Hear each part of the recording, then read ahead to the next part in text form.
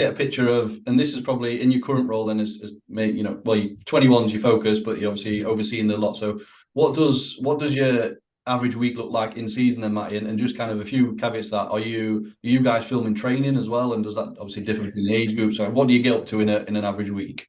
Yeah, so average week really obviously will work game to game rather than week to week. So for example, if we're playing, sometimes we'll play Monday, Friday. The week will kind of be a bit of a strange one. But for example, if we play Monday to Monday, after the game on the Monday, I'll go home, upload everything, send everything out that needs to be sent out, and then from there, we'll be in the next day, do a post match with the 21s, and then kind of review that with the players and the coaches, go through stuff like that, and then individual stuff from there.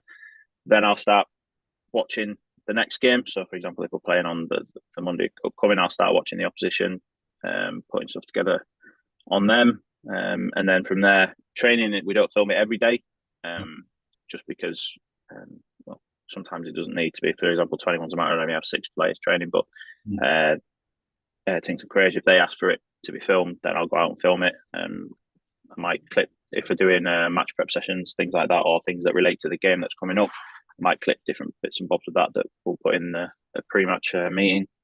But then, so I'll kind of work towards the opposition, then we'll go through all the opposition stuff with the coaches, and they'll devise how they're going to play. Again, very rarely changes. Obviously, we've got our own way of playing, and obviously we want to try and impose our style on the opposition, but obviously we have to take into account what they do, how we can hurt them. And then from there, I'll start putting together the meetings for the players as well. And then in and around that, I'll do some stuff for day release with the 12s, based on what the coach wants that week for them. And then on like the Friday on their day release, we'll go through that with them. And then obviously in and around days off and things like that, we'll do match prep session with the 21s, either do like a walkthrough or different styles of match preparation sessions. Nothing, again, just depends on numbers. And then obviously we'll have the game day, and I really enjoy game days. They're really good fun. Obviously we'll live code, clip things live, obviously film the game, and then repeat the process pretty much, really. Yeah, definitely. So I mean, from like the 21s is very similar to the first team, as you said. They're basically at that point where they could well be actually just drafted into the first team at probably at any point, and obviously it is about winning at that stage. So in terms of then, like, you've done the game, and say you're doing like do you say you do like a post match presentation the day after or something? Do you do like a debrief on that, or?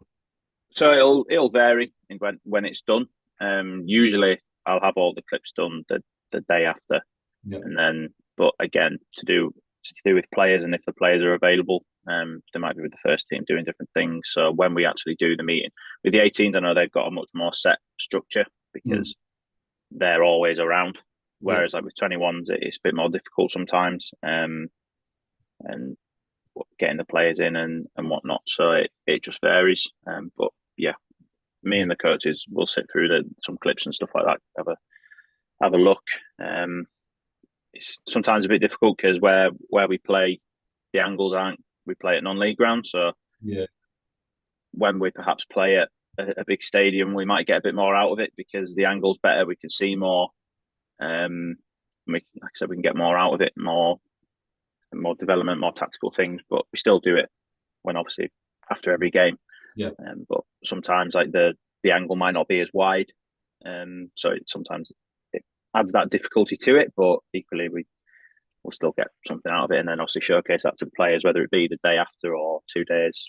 Sometimes we've done it if we've had like a Monday, Friday week, we'll do it like the training day, like the match prep day. We'll do that, and we'll kind of pick out bits that we're gonna maybe try and improve on in that training session, and go from there, really.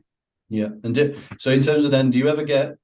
I know you feed these things back to players, maybe in groups or in the whole team and stuff. Because I remember when I was at, again going back a long time, when I was at Sheffield United, we used to do that as well. But then we would have certain players, and I remember one of them was Dominic Calvert-Lewin, who was in the 16s when I was there. So he used to always come in like basically off his own back and want to watch it. Do you get players that are like that seek you out almost and say, I want to take it upon myself to see my clips or to see a bit extra? Yeah, there is a few, definitely. Some as well, like perhaps if they've missed the meeting for whatever reason, they'll come in and they'll ask to sit through the meeting, or if they're not clear on stuff. But again, that is solely down to the players, Yeah.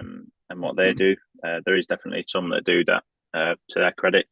Um, but again, that it's not some, we'd encourage players to do it, but equally you have to leave it up to them, and you don't want them doing it for the sake of doing it. Mm. Like, you want them to get something out of it, and even if it's they want to look at a specific clip or a specific bunch of clips, that's better than them just coming in and saying wanting to sit through my clips and just sitting there in silence watching their clips, because it makes them look like Yeah. they're doing something. You want them to get something out of it, and sometimes you have discussions with them in the corridor about stuff.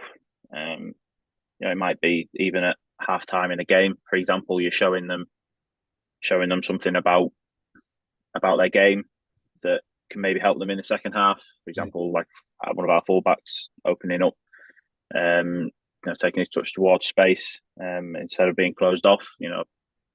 We've shown him quite a few times at half time, but that's probably something. And then, like, for example, a number 10, maybe if they don't play there a lot, maybe trying to find and drift into pockets that you can do in game as well. So it doesn't necessarily always have to be after the game, or Yeah. even like just before a game. If maybe an under 18 stepped up to play with us, or last game of the season we had a couple of under 16s. One of the under 16s didn't see the pre-match, so I sat with him before the game when he arrived Yeah. to just kind of talk him through it. And so just little things like that. Like I said, it doesn't always have to be big long things where they come in and watch every single clip. It can be, like I said, one clip, two clips, and all ranging all the way to all of them if they're willing to have that discussion. But it's really up to them.